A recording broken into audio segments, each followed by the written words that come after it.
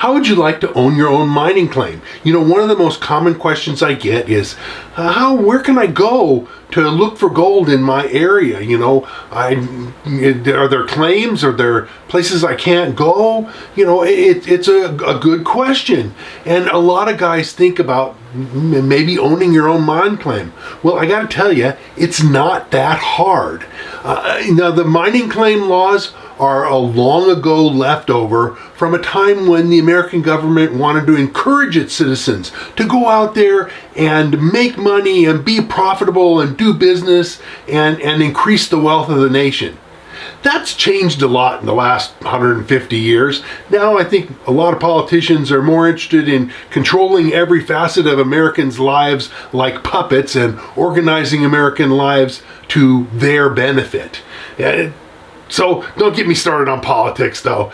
The opportunity for mining claims is really a good one, and it's something that you should take a look at. And I haven't done a mining claim video in a few years, so I thought maybe it's time we ought to revisit that and talk about it again. And so that's what I'm doing in this video. Now, you may have an area that you're interested in, potentially staking a mining claim.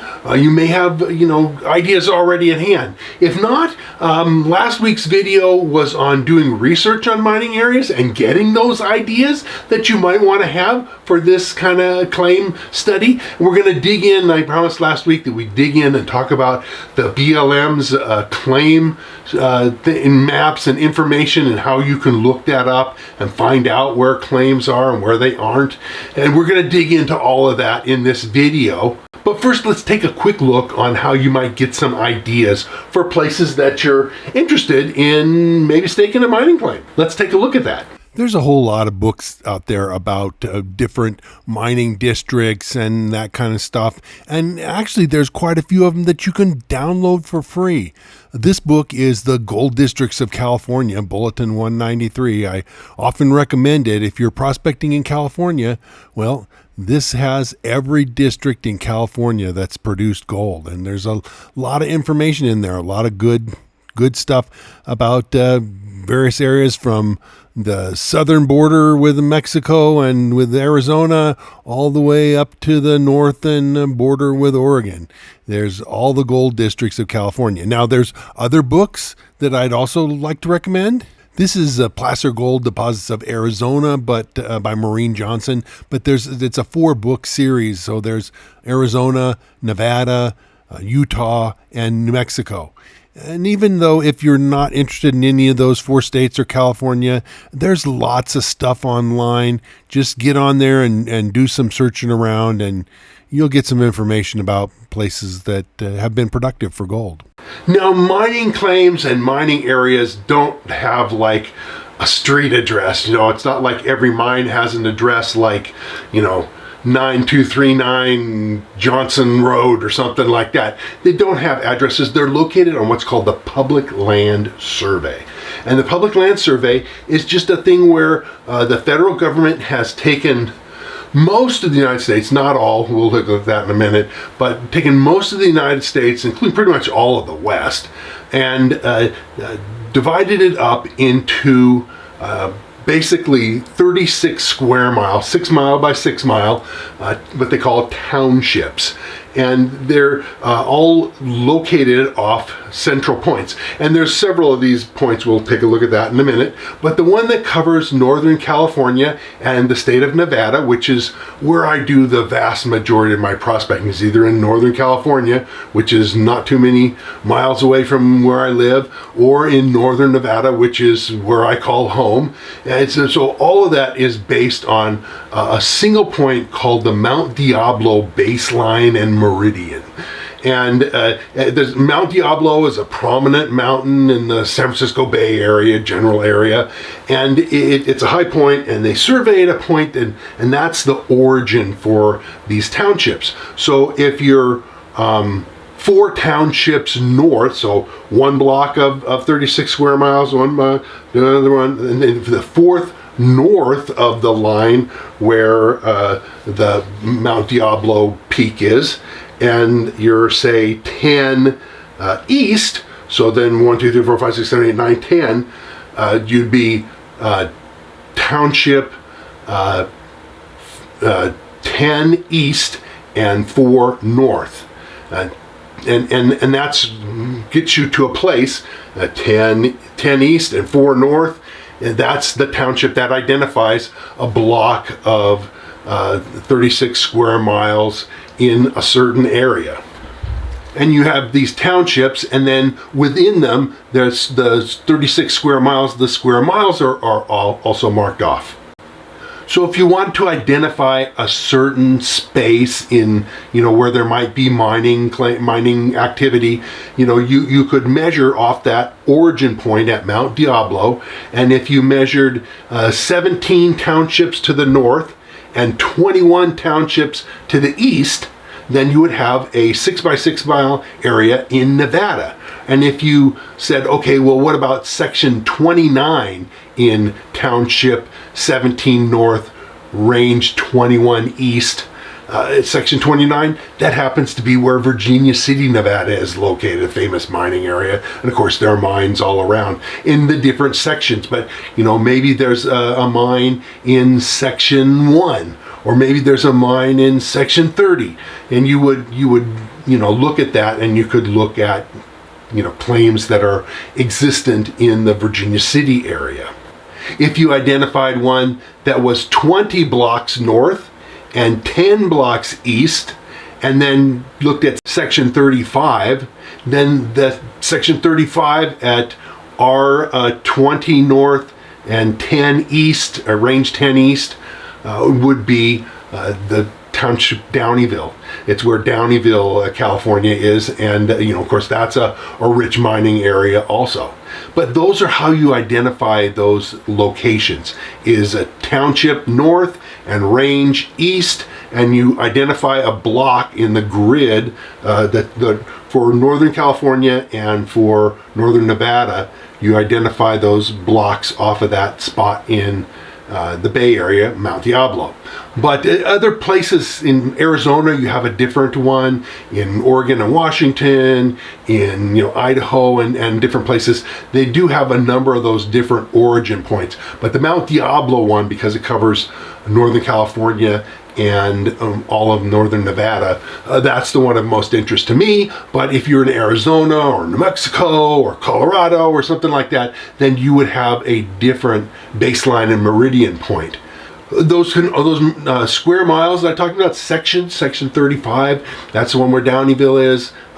Those can actually be broken down into quarter sections. A quarter section is about 160 acres, and for that section 35 where Downeyville is, the most of Downeyville is in the northwest quarter of section 35. And so you can identify, where rivers and streams are, where hard rock mines are, other kinds of mines, and that's how you describe it. And that's the system that the BLM uses, and counties too, when you do filing of your paperwork. The address you give is not, 407 Smith Boulevard. It's, township, like Township 17 North and 25 East, and Mount Diablo baseline and meridian, and then section whatever and quarter section. Let's take a look at some maps and how this works. We'll talk about it a little more. Here real quick is a map of the different principal meridians and baselines for the different states. And the states in white, Texas and the Northeast and the Eastern Coast, they're not in this system. But all the ones that are colored, you can see over in Northern California and Nevada. That's where that Mount Diablo, but far down in the southern end of California, there's a different one. Arizona has a different one. Utah has their own. Anyway, you can see that there's a number of these different things that have been set up by the government. You can download this if you want to take a closer look at it. And this is a little drawing that explains this thing to you. You can see on the far right-hand side that this is a block, a township block that's Township 9 South, Range 5 East. Of course, they can go north and south, east or west from the baseline. And then the township is divided up into 6 miles by 6 miles, and it's numbered off the same way, 1 through 36, and each square mile is 640 acres, and then each square mile can be divided into the northwest and into quarter sections itself, and even the quarter sections can be divided into quarters. But you have to learn how this system works and understand it in order to look up whether an area is claimed or not, whether you're looking at it for staking it yourself or you're just trying to figure out where the claims are. This is the address of how the government keeps track of where mines are out in the middle of nowhere. Here's a land status map that you can get various types. The yellow on this map is BLM land. The green over on the right is the start of the national forest. And if you were to go on this map further to the right, basically all the federal land would be national forest. The white that isn't, doesn't have any color, that's all private property. And so, but it has marked on the map the township and ranges. So if you look down along the edges, I've circled them. And if you were to select Township 15 North and Range 10 East, and then go up to that township, and then look along the bottom edge. I circled section 31 and also circled section 36. And if you were to look at section 32 and 33, that's where Iowa Hill is. Iowa Hill is a very famous placer mining district that was worked a lot, and there's a lot of gold in the area. So, this is the kind of thing you need to look to see what the land status is, if it's private or not, or if it's public.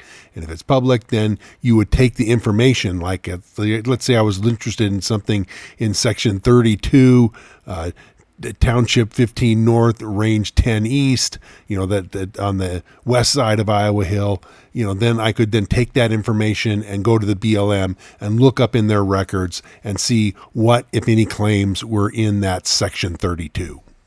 The next step that you want to do once you know, and you may have a number of sections that you're interested in. You may even be interested in parts of sections in several townships.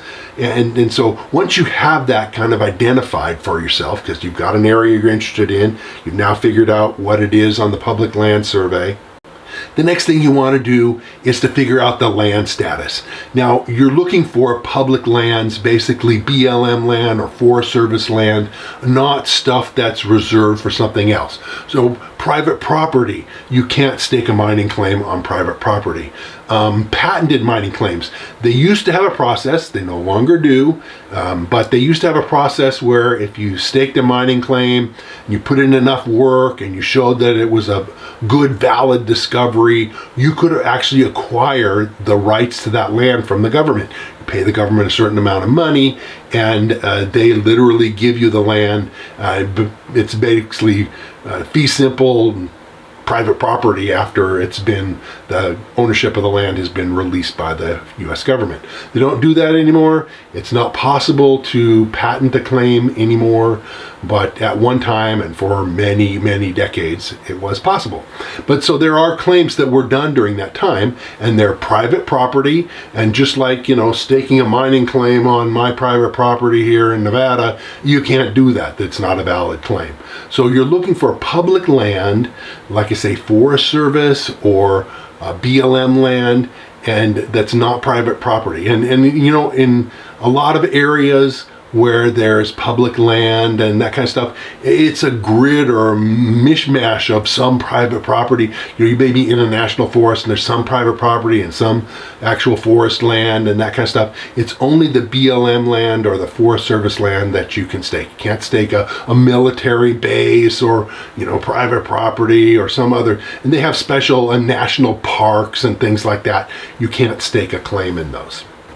Let's take a look at some land maps to talk about the land status and ownership and determining that. Here's the land ownership area from Nevada, and you can see almost all of it is the yellow BLM. There's some white, and the irregular shaped white ones that are in the area of the mines are going to be patented mining claims. But the pink in the upper left-hand corner, that's a military reservation or a military base, and you can't stake a claim in a military base. So if you were looking at something that's inside that pink area, well, you're out of luck. But you can stake on the yellow side there, and the upper central is the Pamlico mining district, which was a well-known high-grade gold district. There's a variety of these different land status maps. The one that I just showed you, a couple of ones I just showed you, are especially made for determining land status. But this one is actually an old Tahoe National Forest map that shows the green is the Tahoe National Forest and the white is private property, and then the kind of yellow-orange there is BLM land. And so you can see that the Nevada City area is kind of a mix of BLM and National Forest, and as you go further east up into the Tahoe National Forest, of course, it becomes more and more National Forest land.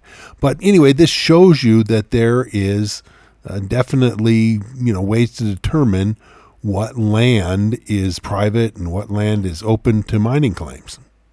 There are also land ownership maps that are applications for your phone. This shows one of them, one I have. It's called OnX Hunt. And these ones, when you zoom in, for the most part, they literally show you the owner of the property. Like the property at the south end of this little demonstration screen is the state of Tennessee, so it's a thing in Tennessee. But the properties at the north end, it actually gives you the name of the person or outfit that owns the property. So that's even better. But there's various ways of finding out land ownership. And, if it says, Bureau of Land Management or so-and-so National Forest, those are going to be areas that you might be interested in claiming. Once you've found some land that's public land, like say BLM or Forest Service, that's open to possibly being claimed, you need to look up and see what the status of it is. Has somebody else already claimed it before you? And yes, there's a lot of mining claims out there, many thousands of them. But people say, well, everything worth claiming is claimed. It's like, yeah, that's not really true. And I've seen stuff that has been pretty good that comes open because somebody forgets to file, or maybe a guy's elderly and he can't get out to file, or he passes away and his the people who would inherit his property don't know the rules and don't file the paperwork, and the claim becomes void, and then it's open to be claimed. And sometimes there's just stuff that gets missed. Maybe you know something that about a deposit that nobody else knows or very few people know, and there's just no claims in that area. That's always a possibility. And so you can look it up on the internet. There's a rough way of doing it. The BLM has this map. It's a computer generated thing, and you can look. And so let's talk about the BLM's mineral land information systems and how you can log into that and figure out whether there's existing claims on the site or not. This is the kind of map you can generate on the Bureau of Land Management's Mineral and Land Record System. And what it's telling you, it's got those townships and then the square miles, and then each square mile is divided up into a quarter section. And if there's a quarter section, if there's a claim in that quarter section, then there'll be the hash marks. And if the hash marks go from the upper right to the lower left, it's a placer claim. If it goes the other way, from the upper left to the lower right, then it's hard rock claim, and that's in that. Or if it goes both ways, then that tells you there's both hard rock and placer claims in that quarter section. There's whole tutorials on how to get into these maps and how to use them. And so I'm not going to go into the detail on that, but you can log in and find out. And you need to have, though, your township and range and the sections that you're interested in and that sort of thing, so that you could log on there and see. Now, this doesn't tell you the land ownership. If there's a section with no claims because, well, hey, it's all private property, it's not going to tell you anything like that. So that's why you have to do the land status first. This just tells you if there's a claim in that section or that quarter section. So after you've done a rough check on the map, even if there's some claims in an area, you might want to, I would suggest you should generate a report on that township and those sections that you're interested in. And here's why. The maps that you get from the BLM or through their website are pretty simple. And so if you have, let's say, a quarter section, let's say it says that there's claims in the northwest quarter of some section you're looking at. Well, you don't know from that map thing whether there's one claim in there, or 2 claims, or 5 claims, or 20 claims. You know, a quarter section is 160 acres. A standard mining claim is 20 acres. And so you don't know what the size of the claim is, or whether there's one claim or a whole bunch. And that's why I suggest generating a report. The report will tell you listing and names of all the claims that are in that area. So you'll be able to see, well, you know, I'm interested in a certain part of a river, and it turns out the report shows that there's only one 20-acre claim in the northwest section that I'm interested in. So if that's the case, you have a really good chance of there being part of that quarter section that's open that you could claim. So this is a kind of a secret thing. If you don't generate the report, you don't know, what the actual situation is. And like I say, there you may generate the report and find that there's 12 claims in a quarter section. Well, probably pretty much everything is claimed up if you find that out. But you may only find 1 or 2, and 160 acres, potentially could hold a lot of different spots. And if there's only 1 or 2 claims in there, there may be good spots open for you to claim.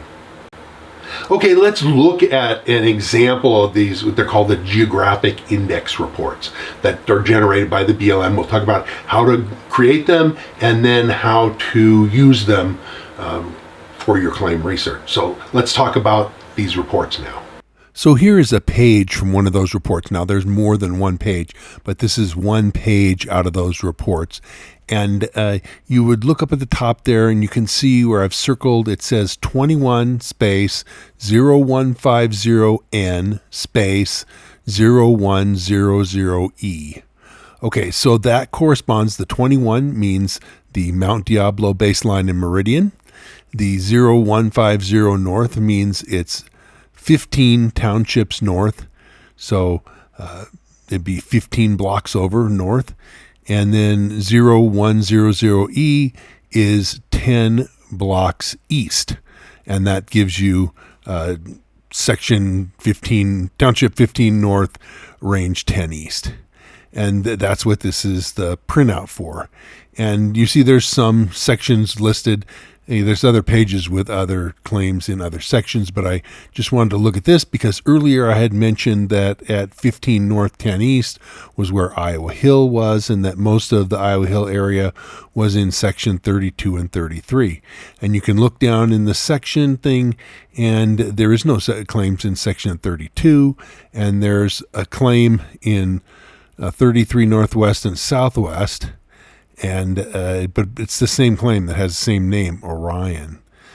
So that claim is on the western side, and it's kind of toward the middle, northwest and southwest. So part of it's in the northwest, part of it's in the southwest.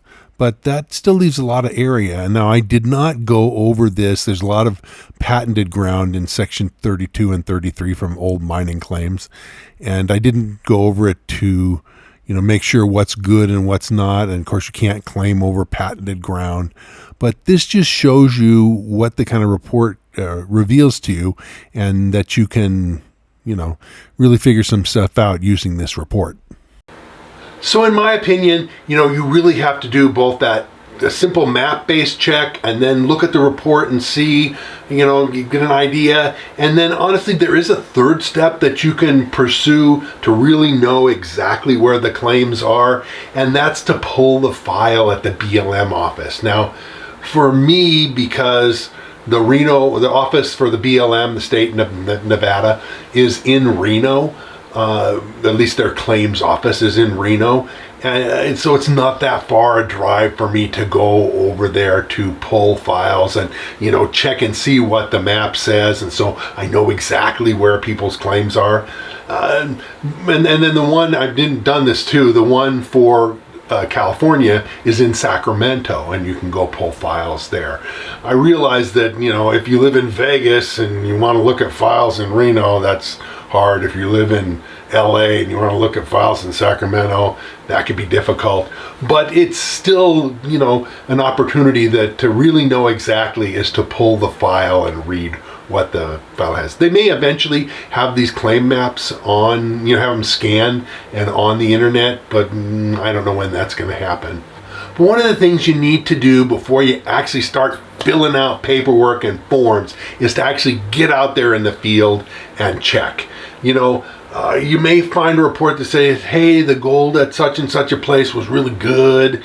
And, you may scan and do all the research on the maps. And yes, it's BLM land or Forest Service land and open to claim. And you look in the BLM, online computer, the map thing, and there's no claims, and you generate a report, and the report shows there's no claims in the area. You may think, yeah, no, I finally found one that's really good. And because, I'll tell you, I have a couple that look really good, and I've got to go out and check them. But before you do anything, you want to go out in the field and check it. It may look really good, but maybe when you get there, it just doesn't pan out. That has happened to me in the past. But it may be really great, but you don't know until you actually get out in the field. And the truth is, before you can make a claim, you have to fill out location notices and post them in the field. So you go out and test, and you may just all be one trip. You can get location notices online, and each state has their own thing about location notices. So you may go online, get a location notice for your. So if I'm in Nevada, I want to get a Nevada specific mining claim location notice, and I can download it off the internet and then fill it out. And when I go out in the field, I'll check and see if it's really good. So let's before I get too far ahead of myself, let's take a look at location notices and talk about filling them out. Here's an example location notice. You can just download these on the internet. They actually have the light blue line here is you can fill it out yourself. Name and address, the name of the placer mining claim, the day you located it, then a description of where it is, including, where the notice is posted, including the county, and then the township and range and section with a space for description, and then you sign it on the bottom and print your name so it's readable, and you fold this up and you put it in a container on the monument in your claim, and that's what you need to do to locate. That's a location notice for your claim. Now, if it's hard rock, you have to also post the corners, but if you take it as a placer just by a subdivision, by quarter sections or quarters or halves of quarters, then you don't need to put up anything but the location monument. Okay, so you've got your location notice, everything looks good, you're going to go out in the field and test it and go out and post your location notice. So you have to actually post, depending on whether you got a placer claim or a load hard rock claim, you have to post the location and the corners of the claim in the field, put up monuments, and you, like I say, you can do that as one trip. I have some places I want to look at in Nevada, and I'm going to do it in one trip. I'll go out and test it. I'll take the location notices with me. I'll test it, and if it looks good when I get there and everything seems fine, then I will go ahead and put the location notices up. If it doesn't seem fine, then I won't post it and won't pursue it anymore. But if it looks good and it seems good, then I'll post the location notices, and I will formally have the start of a claim once I post those location notices on the ground. So let's take a look at monuments and posting and what that looks like, some examples of that. Usually most claim monuments are done with wooden posts. In Nevada, they allow a 2x2 post to do the job as a location monument. Other places may require a 4x4. It just depends on your state. But you can see we put in the post. It's marked. You can't hardly read it, but it actually is marked on there that it's a corner of a certain claim. We piled a few rocks around the bottom just to help it be stable and keep it up. But then that's it. That's a corner post. If it was a location monument, then I would have a nail and a wire, and attached to that post would be a bottle that is weatherproof, and inside the bottle would be my claim notice. In other times, I've also made little aluminum envelopes and put the location notice inside a Ziploc type of plastic bag to protect it. But anyway, the point is to protect your notice, and these are the kind of notices that are pretty standard. Usually these types of stacked piles of rock, they have to be, I think, at least a minimum of 3 foot tall. That these also count as a monument, and you would put your claim notice, like I say, in a bottle or other container inside the monument. These types of signs that say mining claim and often have information on it, they certainly can help tell people to, this is a claim, you shouldn't be looking for gold here or whatever, but they don't count as a legal monument for posting a claim. They just tell people this is a claim, don't prospect here. So once you've posted the location notices in the field, then you have 60 or 90 days, depending on what your local state rules are. In Nevada, it's 90 days, and the federal one is 90 days.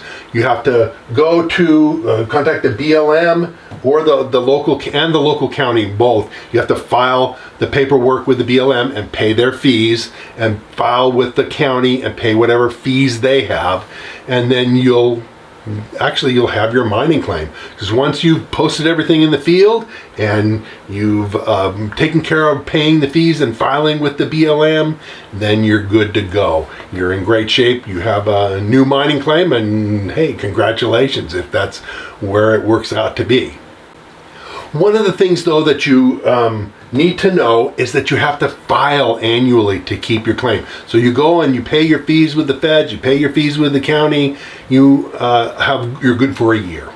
And then you have to file again the following year for the next year. And so every year you file, and you're basically filing ahead for the next year.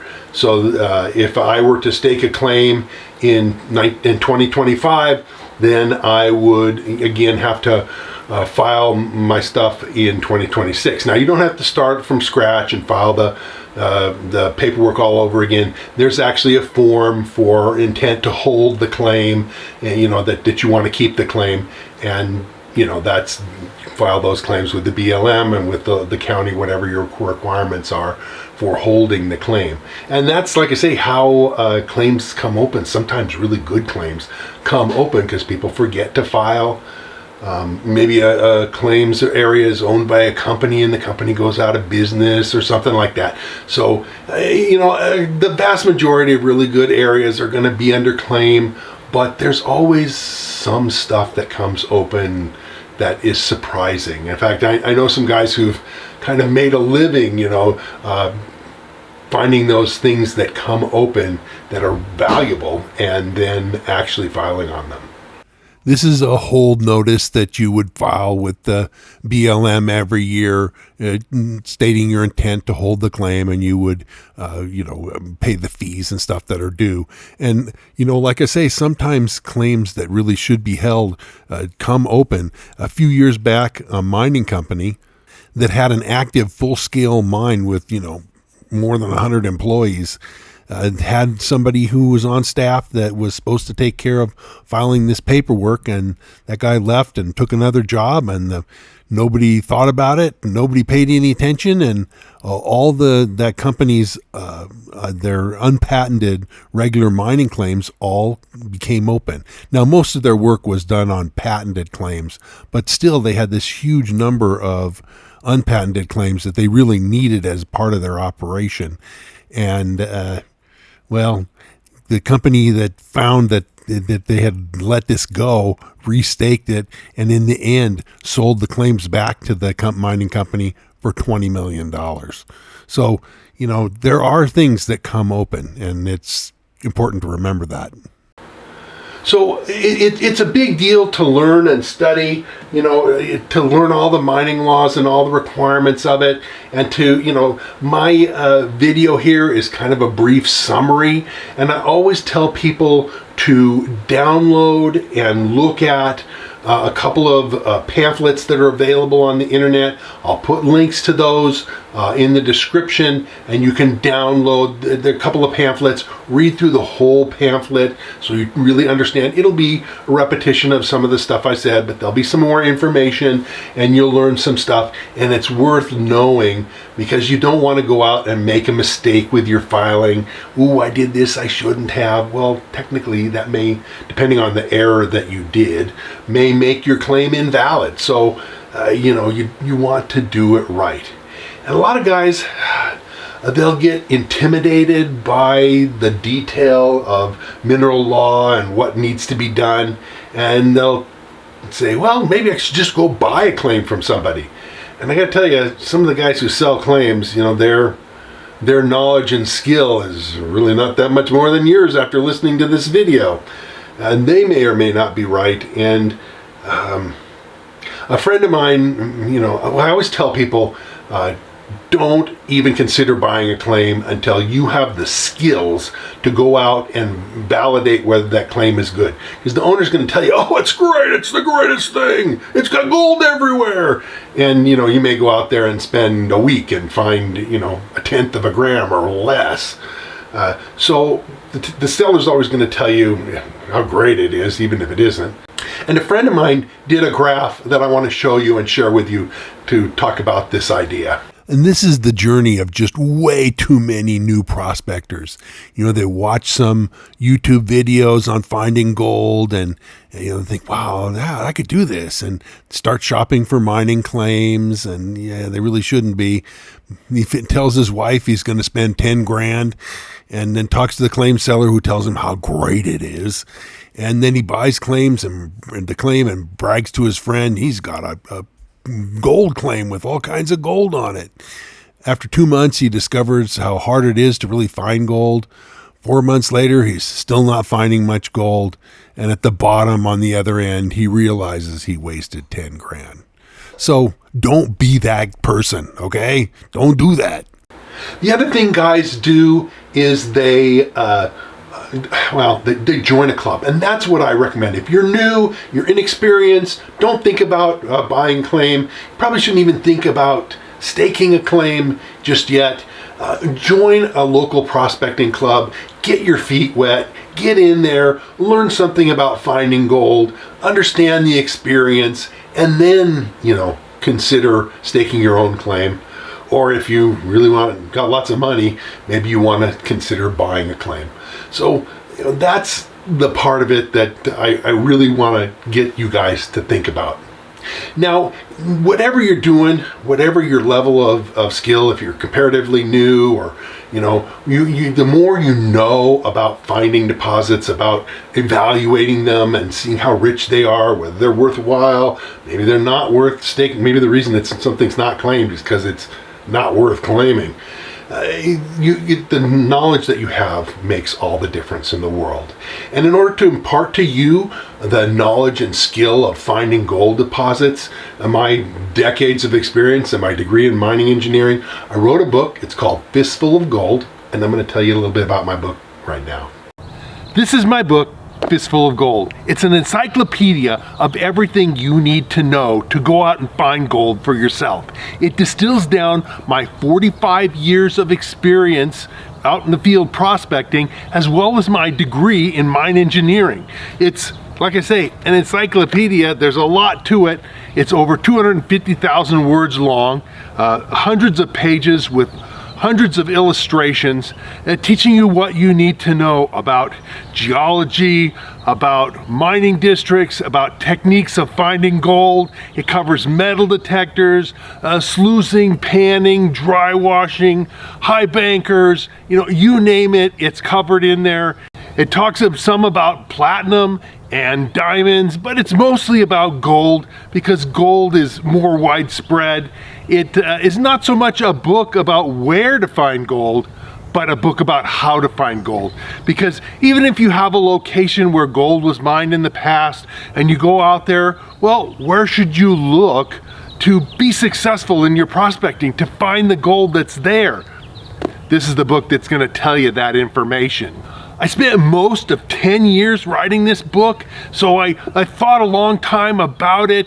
It's got, like I say, lots of information and lots of illustrations, and I've had results from people who bought it. It's available on Amazon, but I recommend buying it through High Plains Prospectors, and I'll put a link in the description for buying this book through them. They have a better price than Amazon, and I have a special deal that I'll tell you a little bit more about, where you can get a 5% discount from the price even with that. On Amazon, the book rates a 4.7 out of 5, which means that of all the people that have bought it, they've been really highly satisfied, and I think you, if you buy my book, will be just as highly satisfied as well. Now let's talk a little bit more about High Plains Prospectors. They're a prospecting shop, a mail order prospecting shop that I've partnered with. The deal is that I can get you a 5% discount, a coupon code, and I'm going to put the code to that right here. It's just Chris Ralph, all caps with no space between Chris and Ralph. You put that in there as a discount code and you'll get 5% off their already really good prices. I think it's a great deal where you win by getting a discount, I get a little percentage of that, and they get new business. So if you need prospecting supplies, High Plains is really the way to go. And I'll put information, like I say, in the description more about how you can work with them, because I'm working with them. They really are great guys, a great company. For even more information, I also have a website, and I'm going to show you my webpage and talk a little bit more about that right now. This is my webpage. It's located at nevadaoutbackgems.com. You can Google it, or I have a link down in the description below. But there's lots of information here, miscellaneous stuff, pictures, some historic information as well, stories. It's got a lot of great fun stuff. You'll probably be interested in it. Now, on all of my YouTube videos, I encourage you guys to ask questions. If you have thoughts, comments, suggestions for things that I ought to look at in my videos, things that you want to find out more about, and I answer 100% of my questions. There's not very many YouTubers out there that answer 100% of their questions. I'm one of the few. And so I will do my best to answer what you have. I mean, I only can write so much. Sometimes the answer is something where I'm going to recommend that you buy the book and read about it. I also ask that you subscribe to my channel, click the bell notification so that every time I come out with a new video, you'll be able to watch it. And like I say, I cover a huge amount of topics. I also have 250 videos that I've already done. And so you can go back through my catalog of videos on YouTube. I'm sure there'll be many videos there that you'll want to take a look at, especially if you have any interest in gold or platinum, diamonds, gemstones, geology, and that sort of stuff. My YouTube site is going to be right up your alley. So I'll see you again real soon. We'll be out in the field and back in the office at the whiteboard, and whether we're looking at gold or platinum, diamonds, gemstones, or other interesting geology, it's going to be fun. You're going to enjoy it, and we'll see you again real soon.